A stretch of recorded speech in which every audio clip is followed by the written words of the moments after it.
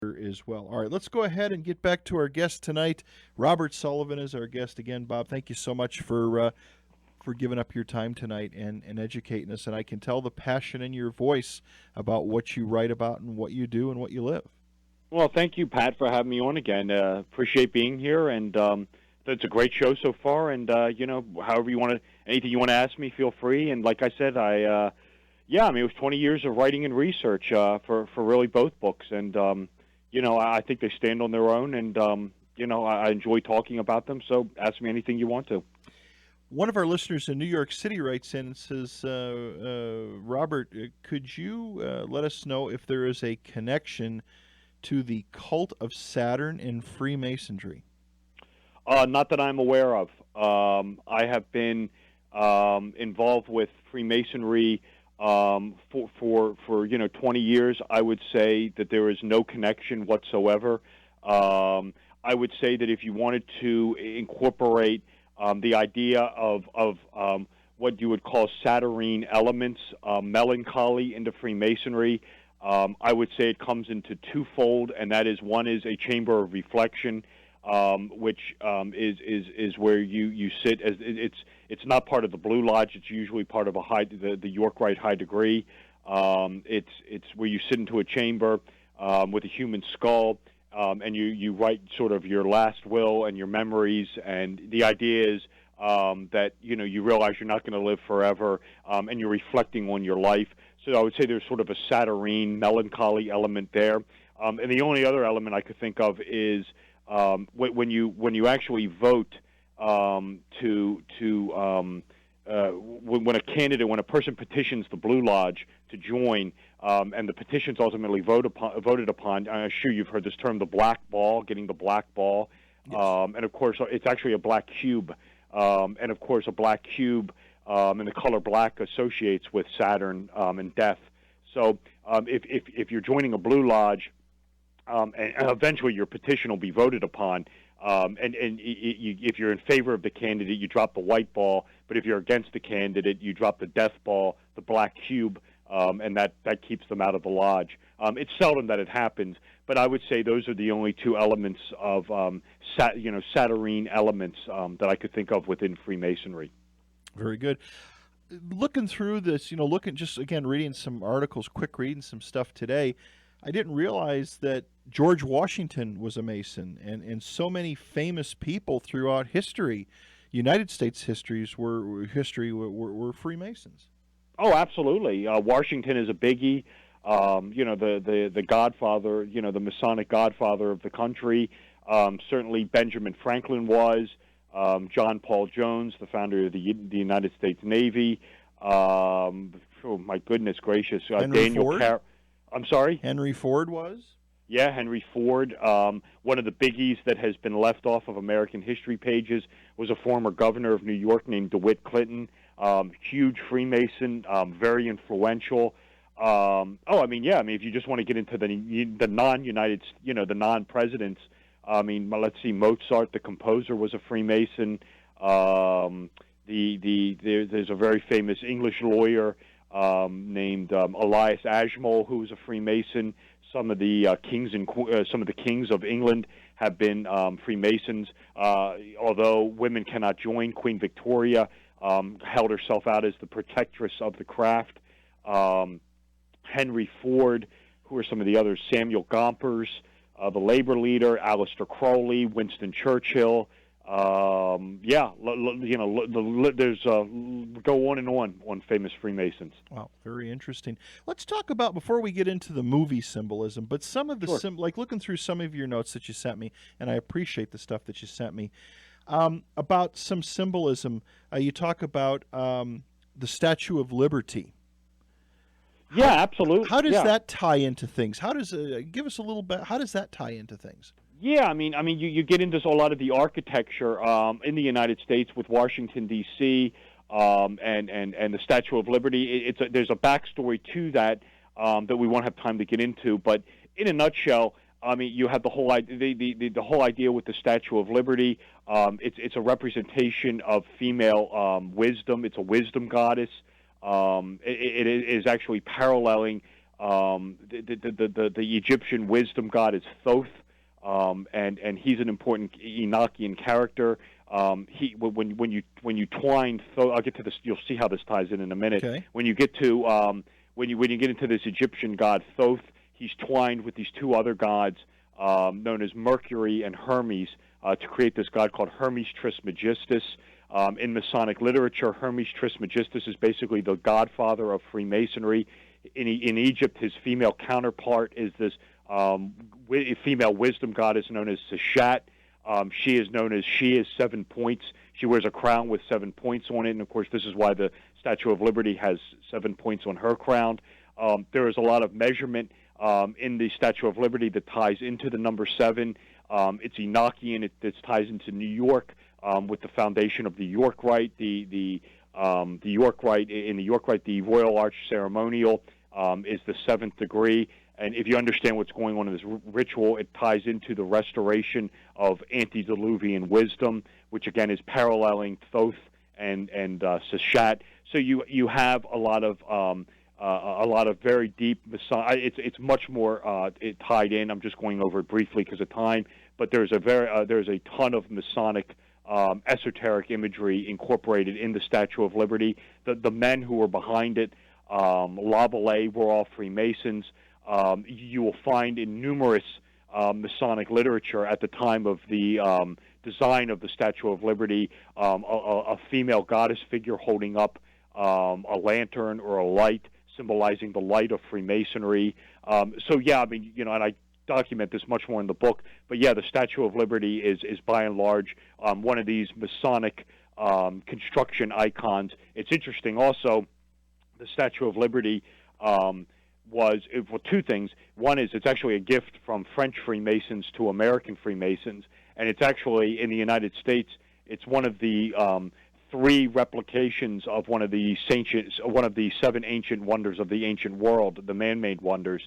The Statue of Liberty is a replication of the Colossus of Rhodes. The other 2 are the Mausoleum of Halicarnassus. That's actually the Scottish Rite House of the Temple in Washington, D.C., and the Alexandria Lighthouse is actually the George Washington Masonic Memorial in Alexandria, Virginia.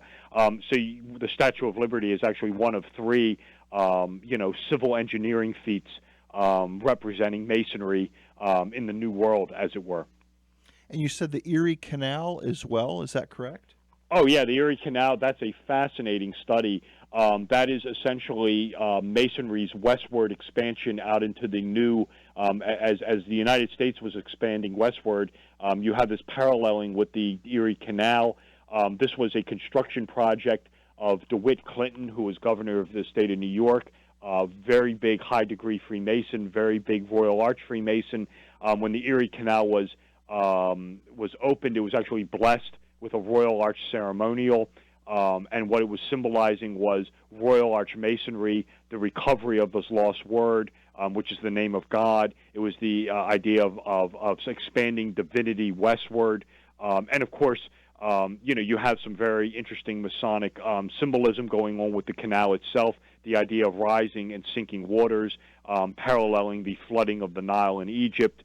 But if I get into it much more in the book, the whole idea behind the Erie Canal was Masonry's westward expansion, and the whole Erie Canal, from the Erie Canal ball ticket, which featured the caduceus of Hermes on it, to the actual opening of the canal, which was blessed in a Royal Arch of Enoch ceremonial, just one giant Masonic construction ceremony, and symbolizing Masonry's westward expansion out into the new, out westward with the purchase of, the Louisiana Purchase, and Masonry and the United States' westward expansion.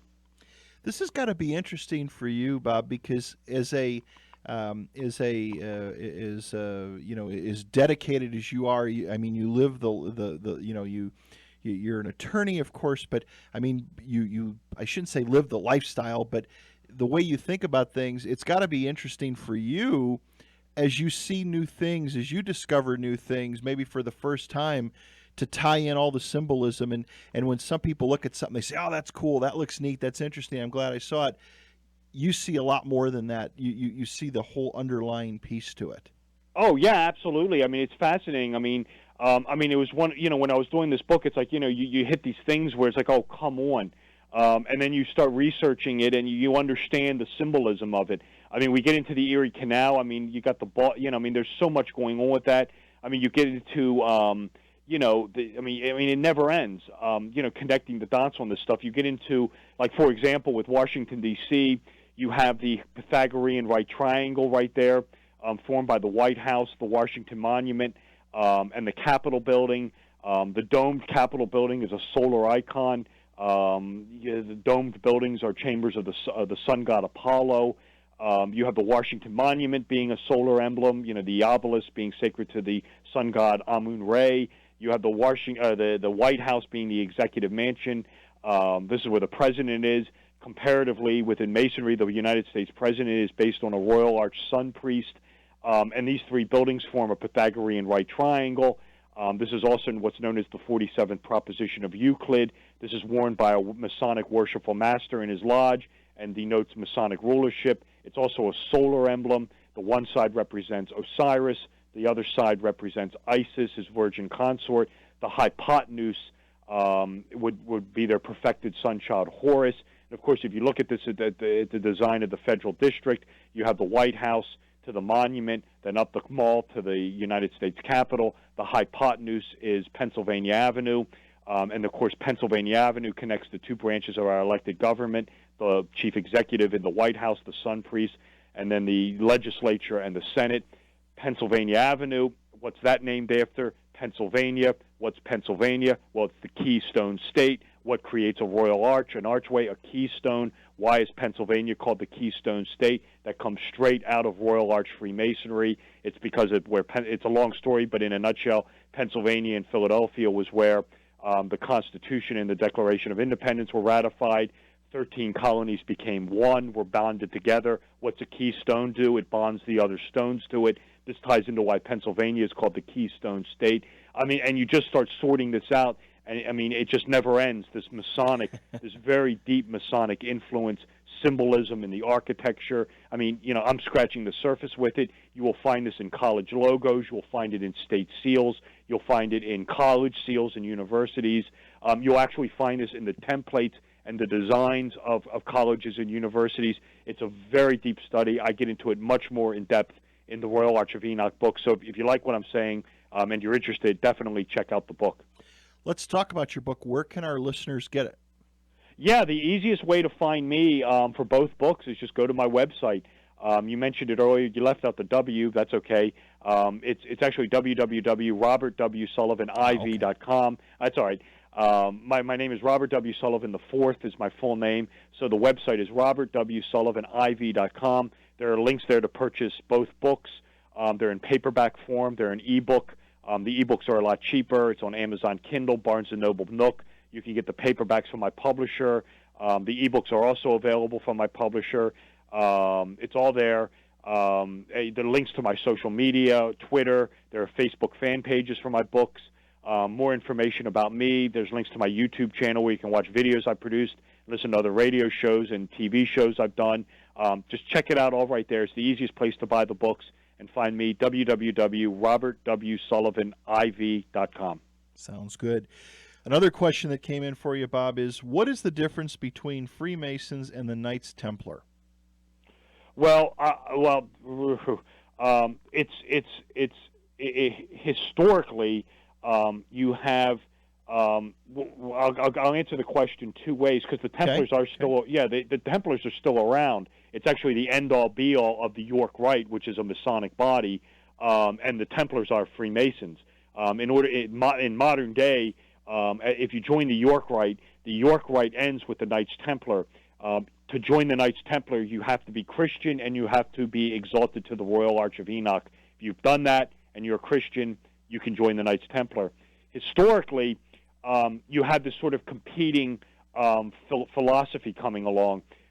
When Masonry, I'll just get into this briefly. It's Sure. a great question. It's very important because this is a huge thing going on. I get into it much more in the book. When Masonry is formed in England in 1717, James Anderson, this Presbyterian minister, writes the Constitutions of the Freemasons. This is its bylaws. There's songs. There's guidelines. And at the beginning of this constitutions, he lays out this legendary history of the Freemasons. And I stress that word, it's legendary. He traces Masonry back to the biblical stone builders, people building the Tower of Babel. Then he gets into the pyramids. Then he gets into, European monarchs being Masons. Then he gets into people like, Christopher Wren, who was a Mason. Then he gets into the Gothic stone workers. He traces this Masonry through these ancient stoneworking guilds, as it were. And that comes out of England in around 1721, 1724. Years later, in 1737, this Englishman, he's Roman Catholic, he's a Jacobite, very eccentric, very brilliant. He's a Freemason. His name is Andrew Michael de Chevalier Ramsay. In 1737, writes his famous oration to Masonic lodges. And in a nutshell, what Ramsay says is, he says, I don't disagree with Anderson on the stoneworking aspect of Masonry. He said, but that's not the true origins of Masonry. He says Masonry, the founders of Freemasonry, the modern-day founders of modern-day Freemasonry is this Roman Catholic warrior sect called the Knights Templar, and they are the inventors of Freemasonry. He says what happened was when the Templars were in the Holy Land, they encountered vestiges of these ancient mystery religions, things like the Egyptian Osirian cycle, Mithraism, Zoroastrianism, the Eleusinian mysteries. He said they encountered these remnants in the Holy Land, and they brought them back to Europe, and out of these ancient mysteries and out of the Templars sprung modern-day Freemasonry. And it injects this very esoteric mystery school Roman Catholic Templar element into Freemasonry. So that's sort of the nexus between Freemasons historically and the Templars. The Templars do exist today, although they don't really technically trace themselves back to the medieval Knights Templar. But the York Rite, like I said, the end of the York Rite ritual is the Knights Templar encampments and commanderies, which you have to be Christian to join, and you have to be exalted to the Royal Arch of Enoch ceremonial. You've done that, you can join the Knights Templar. Very interesting. Let's talk a little bit about your book that you wrote in 2014 called Cinema Symbolism, A Guide to Esoteric Imagery in Popular Movies. Yeah, absolutely. What happened was when I was writing Royal Arch, I wanted to bring it up to the 21st century. Certainly that book documents a lot of ancient lost Masonic symbolism, history, philosophies, but I really wanted to bring the book up to modern day. And when I was doing the Royal Arch, I noticed sort of these underlying mythologies and underpinnings going on in movies. And two of the biggies was National Treasure and Da Vinci Code. National Treasure is actually a Masonic ritual. That is actually the Royal Arch of Enoch ritual on screen. The ritual is the recovery of the Templar Masonic treasure in a subterranean vault beneath the Holy Ground in Jerusalem. What's the National Treasure movie? Same thing.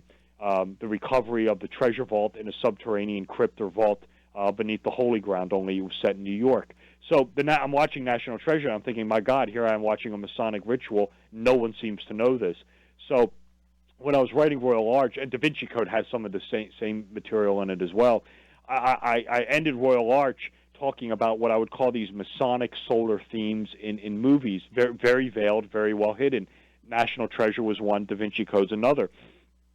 I was seeing these same sort of themes, mythologies, alchemy, numerology, occult archetypes in other movies, and I wanted to talk about it, but obviously the Royal Arch book had to end. I couldn't write it forever, so I started my second book, which was called Cinema Symbolism, where I was analyzing movies that, number one, I was 100% convinced this material was being incorporated in, was being placed in, and I was breaking the movies down on these very, I essentially took the 20 years that I used to write the Royal Arch, and I turned it on Hollywood, and just broke these movies down on these very, unveiled these very esoteric, occult, mythological, Gnostic, ancient religion, astrological, archetypical themes going on in movies. And out sprang Cinema Symbolism, Guide to Esoteric Imagery in Popular Movies, where I point out to the reader that there's a lot more going on in these movies than meets the naked eye. Very interesting. Well, and again, just some of the things I was, especially with the Star Wars film with Luke Skywalker. I found that interesting. Yeah, absolutely. I break down in the book the 6 Star Wars movies, the 2 trilogies. Mm-hmm. I think you're talking about the first 3 movies. Yes. There. Yeah, I mean, absolutely. You have with Star Wars. This is 4, 5, and 6. You have the incorporation, the placement of the Joseph Campbell monomyth, the hero with 1,000 faces. Joseph Campbell was a very famous American mythologist and symbolist.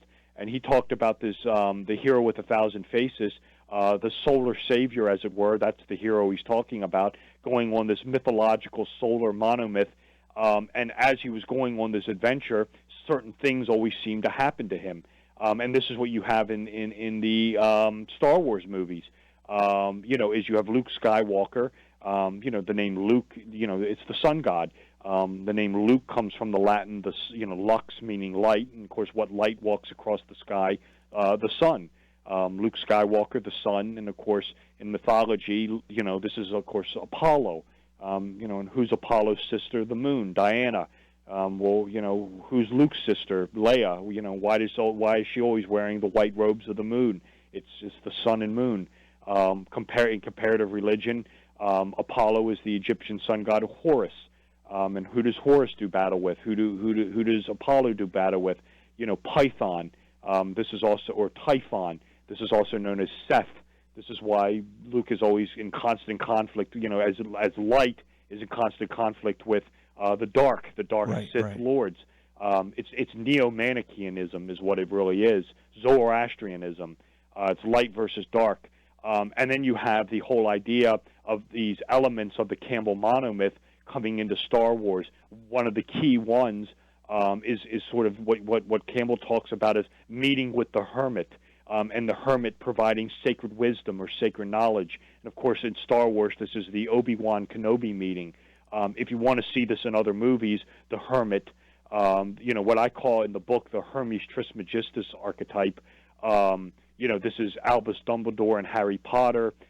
This is Gandalf the Grey in Lord of the Rings. This is Obi-Wan Kenobi in Star Wars. I mean, just on a if you just look at these characters, they all look exactly the same. I mean, it's the old graybeard, in the robes, and he's the character who has all the information but only doles it out piecemeal. You have these very deep mythological underpinnings in the first 3 Star Wars movies. Also, in the next 3 movies, you have it as well. Where you have the Anakin Skywalker character sort of paralleling Jesus.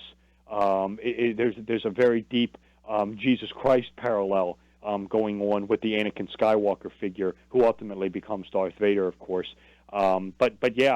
Just some great symbolism in the Star Wars movies. Where do you think the inspiration for this came? Do you think guys like George Lucas, when he wrote I don't know, is Lucas, I don't know if he's a Mason or not, but where do you think it's the influence of the writers of these films? Oh, it can be multi-layered. It can be the directors, it can be the screenwriters, it can be the producers. Lucas, I don't believe George Lucas is a Freemason, but Lucas has talked about being influenced by Joseph Campbell. Least we forget that within Hollywood, literally, Pat, when I say this, and I'm not kidding, literally within a stone's throw of the movie-making industry sits Manly P. Hall's Philosophical Research Society, one of the greatest libraries dedicated to esoteric wisdom, mythology, ancient religions. Literally a stone's throw from Hollywood, you have this great resource, and you will find this in movies. And it depends on the level and sophistication of the director and the writers. But I've been on other interviews where I've had script writers call in and say, yes, we use archetypes. And this is very important. This comes out of the world of Carl Jung. And again, a lot of these are very occultish in nature. These guys, that they are experts with this material. And I would just point out to the listeners, when I write these books, and it goes for Royal Arch too, and it goes for cinema symbolism. If I'm not certain this material is present. I live by the mantra of when in doubt, throw it out. So I want to point out that I only break down movies that I am 100% convinced this arcana is being present in. Otherwise I don't take the movie on. Sure. No, I understand. I noticed Back to the Future a little bit. You talk about Egyptology and numerology and Back to the Future in that trilogy. You want to talk a little bit about that? Yeah, I mean, that's just such a huge study. That was one of my favorite chapters to write, probably because the Back to the Future movies, those are three movies where you would kind of least expect to find it. But it's just, again, this is the retelling of the Egyptian Osirian solar cycle. You have George McFly as the dead and resurrected sun god who is killed off in part 2 but brought back to life. You have his virgin consort Lorraine. You have his perfected solar child Horus or Marty. You have the Hermes Trismegistus wizard character Doc Brown. As the Sun family, they of course live in Lion Estate, which is a reference to Leo the Lion, which is the sole house of the sun.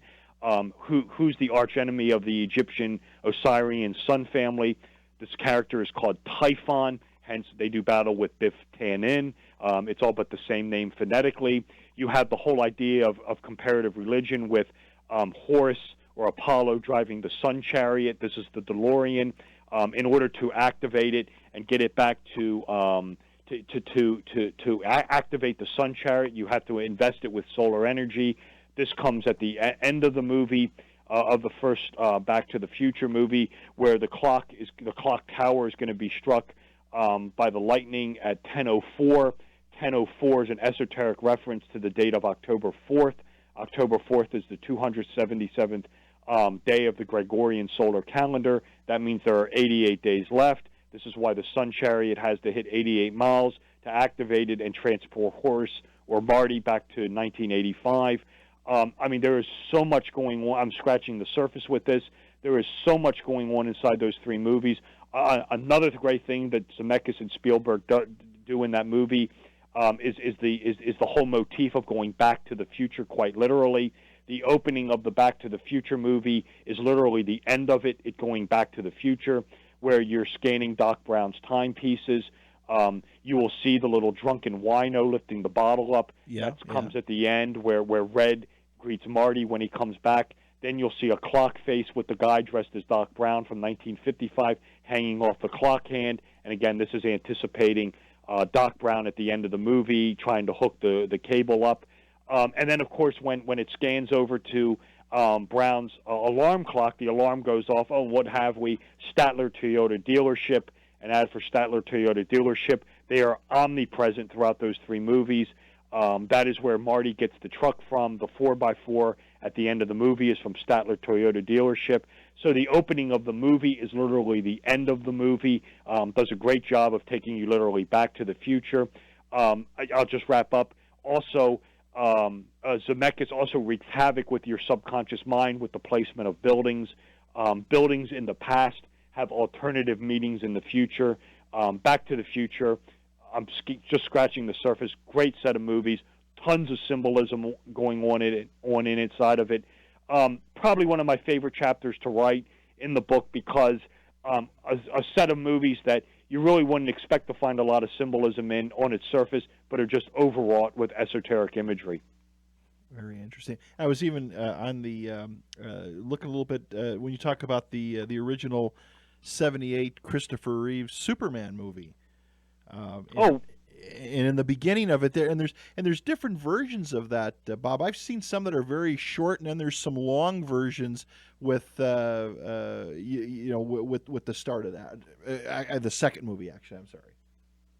This is what was Superman? Yeah. Okay, I thought we were talking. You want to talk about Superman, or are we in Back to the Future? Oh no. I just was mentioning. Let me take a. All right, everybody, welcome back to Fringe Radio. Robert W. Sullivan is our guest tonight. Yeah, Robert, I was getting a little ahead of myself when you were talking about Back to the Future, kind of putting it all again, all these pieces of the puzzle together, and then I was just looking at my notes on talking about Superman. I didn't mean to jump ahead. Oh, that's okay. No, Superman himself is like Luke Skywalker. He is a Christ Savior archetype. sent to Earth by his only begotten, the only begotten Son sent to Earth to save mankind from itself, who uses miraculous powers to do this. In the Superman with Christopher Reeves, he resurrects Lois Lane from the grave. Right. In the one movie, The Man of Steel, you will find, with the whole idea, the notion of, comparative religion of Jesus tying into the Son. You will constantly find in the one with the Man of Steel movie with Russell Crowe and Kevin Costner. If you pay attention to that, you will constantly see Christ imagery around that one really has it. I mean, he tells you he's been here for 33 years. He's constantly flying around cruciform in front of the sun. So yeah, Superman is a great study. Actually, it's funny, Pat, you mentioned that because as we speak, I'm actually writing Cinema Symbolism 2, which is the follow-up book to Cinema Symbolism. I'm even getting into more movies, and I'm going more into the Superman mythology. But yeah, that's Superman is the Christ Savior archetype. Do you notice, even though now, like with with Superman, of course, this character has been around for so long. He started out in comic books, and then George Reeves did George Reeves played him in the television show. One thing I did find interesting, I did watch the movie. It didn't get that great a review, but Ben Affleck did a movie about George Reeves. Is there any tie-in with any things that you've put together with the actors that star in these movies? Is there some things there that all tie together? There can be. There isn't with Superman, but I can give you a piece of occult casting. One of my favorite ones. Where an actor or an actress is cast for occult purposes. Mm-hmm. One of the best examples I can think of is in the Star Wars movies, in the next three, in Phantom Menace and Attack of the Clones. And again, this ties into what we were just talking about, where you have in those movies, you have Anakin Skywalker as the Christ figure, rejected by the temple elders, storms the temple. And of course, in Phantom Menace, we learn that Anakin Skywalker is virgin birthed, of all things. There is no father. But the actress who plays Anakin Skywalker's mother I believe she's a Swedish actress. Her name is Pernilla August. And Phantom Menace came out in 1999. And if you've seen the movie, or if you haven't, there's a scene in it where Liam Neeson, the Jedi Knight, says, "Who's his father?" And she says, "There isn't one," indicating that Anakin was virgin birth. In 1999, that exact same year, the very same actress, Pernilla August, in a made-for-TV movie, actually played the Virgin Mary. The actual movie's called Mary, the Mother of Jesus. So you can't tell me that's not a coincidence. I mean, that's a coincidence. That was completely intentionally done by Lucas to invest this whole notion that of this Christ parallel going on with Anakin Skywalker being virgin birth. Oh, so let's just cast the woman who just played the Virgin Mary to play Anakin Skywalker's mother. A great piece of an actress being used to convey esoteric imagery and being used for occult purposes. That's one of my favorite examples.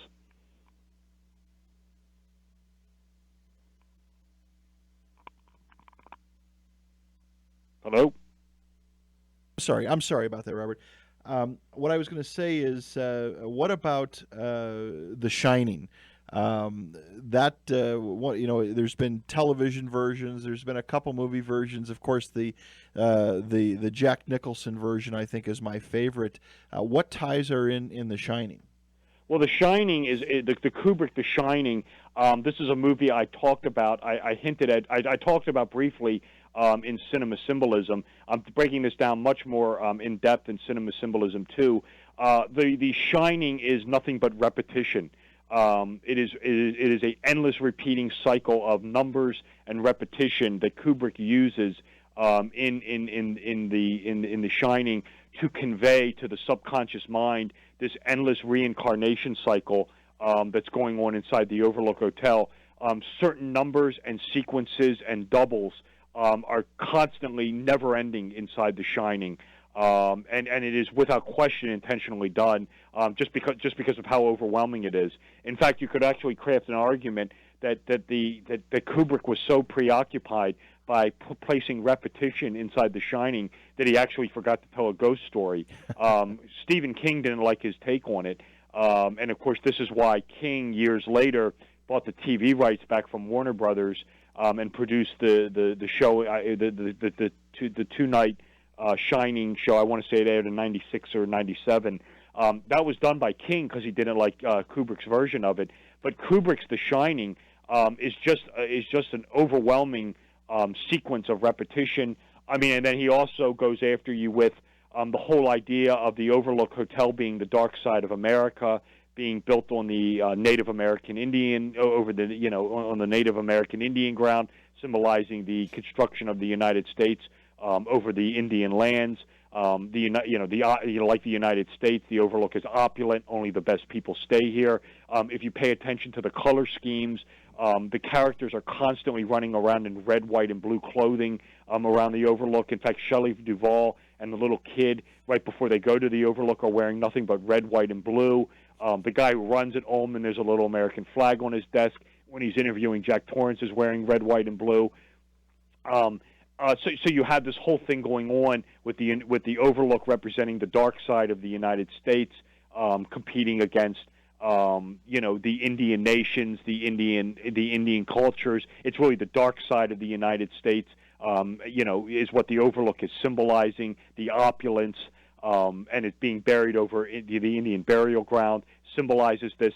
If you also pay attention to it, this is also symbolized in The Shining with the two weapons of choice, the tomahawk axe that's wielded by Jack Torrance, symbolizing the Indian nations, the conflict, and of course Wendy uses the weapon of the great American pastime, the baseball bat. Mm-hmm. So you have this whole idea in The Shining of Indian culture and going against the United States.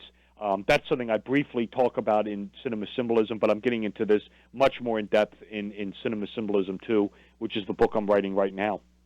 Well, Stanley Kubrick is an interesting. I've actually tried to find some Stanley Kubrick experts, historian. He's a very interesting filmmaker. I've liked all of his stuff, but there's so much to it. Like you were saying with The Shining, there's so much stuff in there, and even movies like 2001, so much in there as well. A very interesting gentleman. Oh yeah, I mean he definitely. You have in 2001 the apotheosis of mankind. In The Shining, you have his polar opposite, descent into madness and savagery. So yeah, I mean, Kubrick was a brilliant filmmaker. I like a lot of his movies. I thought Full Metal Jacket was terrific. I think with Kubrick, what's interesting is one of the other movies I'm taking on in the book I'm writing right now is, of course, his sort of Illuminati, magnum opus, Eyes Wide Shut. Mm-hmm. And this is really kind of a movie that's very interesting on a symbolic level because the movie is somewhat boring. But I think he's doing that on purpose. Because the Eyes Wide Shut, if you watch the movie through a non-symbolic lens, it's kind of nothing to it. But I think what he's trying to convey to the viewer is put your symbolic glasses on, watch this movie symbolically, and you'll take a lot more out of it, which is correct, you will. So like with something like Eyes Wide Shut, that's sort of Kubrick, his way of saying to you, if you better start paying attention to these movies symbolically because there's a lot more going on beneath the celluloid than meets the naked eye. Very, very true. We've got about 6 minutes left, Robert. Let's go, if we could talk just quickly, the James Bond movies. Does that kind of wrap it all together? It looks like there's quite a bit there. Oh my God, yeah. 6 minutes won't even begin to cover it. But yeah, that's one of my all-time favorite talking points. Ian Fleming. A lot of people aren't aware of this. Ian Fleming, the guy who wrote the James Bond stories during World War II. Was in British counterintelligence. One of the persons who was under him was none other than Aleister Crowley, the great beast himself. Crowley in World War I and World War II was a British espionage agent.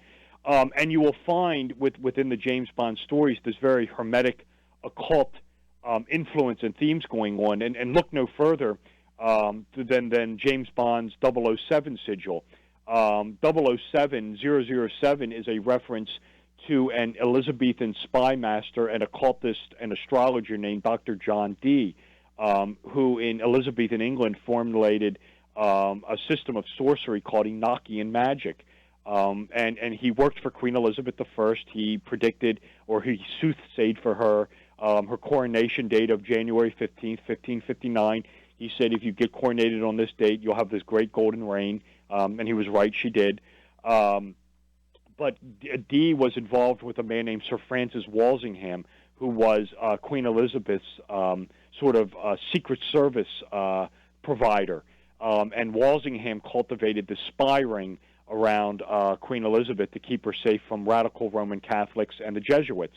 And one of the people involved in this ring were people like Sir Walter Raleigh, Drake, Giordano Bruno, and John Dee and Edward Kelly.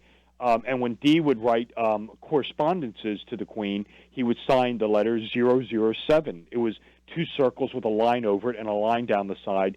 And the sigil was supposed to be eyeglasses. I mean, that's what they look like, spy glasses. And the symbol meant the correspondence was for her eyes only, and that he was her eyes in the field. And, of course, this is where the term for your eyes only comes from. But Fleming loved this. And, of course, turned James Bond, his spy master, into 007 as this esoteric homage to this earlier Elizabethan spy master, Dr. John Dee. I have a whole chapter on the James Bond material. It's great stuff, a lot of Hermeticism in the James Bond, the alchemical wedding, the unification of the sun, the masculine James Bond, with the sacred feminine, the Bond girl, the moon, to spiritually equip James Bond to go on and defeat the evil villain. You have the alchemist Auric Goldfinger. You have the dragon Hugo Drax. You have the Illuminati, Ernst Stavro Blofeld, Spectre, who wants to use, Spectre, the globalist organization, to take over the world. Tons of material. You have the Hermes Trismegistus wizard, Q, who always winds up giving Bond the sacred piece of wisdom, the miraculous gadget that winds up saving his life. Fabulous study. Ian Fleming, the occult world. Him and Aleister Crowley, a lot of hermetic and occult imagery in the James Bond. Another one of my all-time favorite chapters. Very interesting. Yeah, I never thought about it. I mean, the Bond, they just keep coming out one after another. Matter of fact, I'm going to try to go see Spectre tomorrow if I have a little bit of time. But so much there, my friend. You've got this mastered for sure, without a doubt. And thanks, Pat. And I can tell there's a lot more to learn. Oh, we're scratching the surface. But I try to give in-depth answers as I can. But like I said, I could go on and on with this for hours and hours. My voice wouldn't hold up, but I just try to go over the most relevant points. But again, if you're interested in what I'm talking about, just check the books out. There's much more information inside the books. Well, again, now, can people get your books on Amazon as well, too, or do they got to get them through your website? Oh, no, you can get them on Amazon. The Royal Arch of Enoch is on Amazon.com, the paperback, and so is Cinema Symbolism. If you just go to Amazon and do a book search for Royal Arch of Enoch or Cinema Symbolism, you will find them. No problem. Sounds good. When is the next book? When are you going to have the next one finished? Is it going to be next year? Yes, I'm writing two books at once right now. I'm writing Cinema Symbolism 2, which is a sequel to Cinema Symbolism. I'm also working on my first work of fiction, which I'm eager to have these books published somewhat simultaneously, and I'm anticipating probably a late summer, early fall release date of 2016 for both books. Wow, sounds good. Well, I want to thank you so much for giving us your time this evening, and I would love to have you back on again down the road. You opened my eyes to some of these things, and hopefully our listeners' eyes, and explained a lot of things. And again, it's there's a lot to learn, and it sounds like a huge commitment, but something that's worthwhile to the individual soul.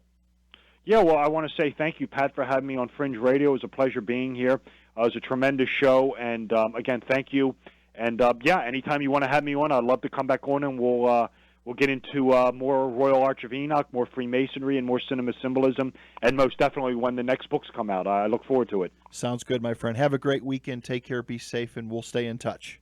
Okay, thanks, Pat. All right, good night. Bye-bye.